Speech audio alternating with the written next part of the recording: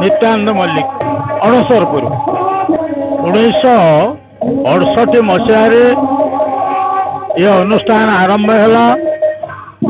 आमर जड़े शिक्षक थे स्वर्गत पूर्णचंद्र दास से विश्व हिंदू परिषद ये आरंभ करते पिला लोक मान धरी गाँ गाँ बुलिकी विश्व हिंदू धर्म परिषद नाम धर्म प्रचार करने चलते आम गाँव किसी स्वर्गत लोक कहले आपण ये गोटे पाला आरंभ करूँ बहु लोग आसवे आपण हिंदू धर्म विषय आलोचना हम तेणु तार प्रसार चलो तेणु से स्वर्गत पूर्णचंद्र दास आम गाँ को आसी मीटिंग करिकी आम गाँवासी मान को लेकिन पाला आरंभ करते 1968 मसीहा आज की 58 वर्ष होगला।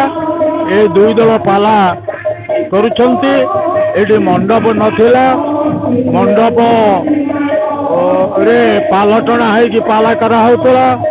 आमर कलई ग्राम पंचायत स्वर्गत सरपंच निरंजन मल्लिक ए गत वर्ष ए पाला पेंडर को पक्का पेंडर परिणत करछंती।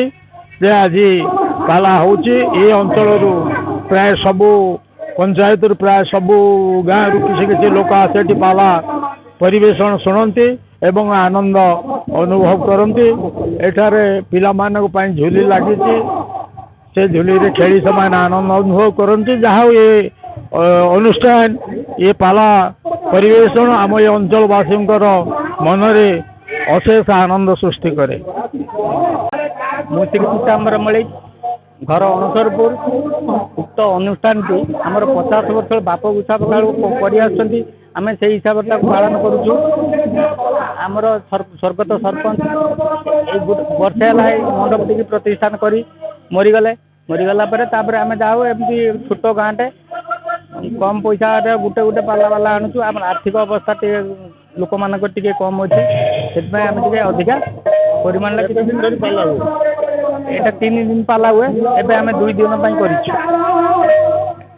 अनुष्ठान 50 वर्ष ऊर्ध और छुआ बेले पूर्व मुझे देखी पाला पूर्व केत वर्ष है मुझे जानी ना पूर्व पाला आम बंचाई रखीचु एपर्तंत आम बंचाई रखीचु।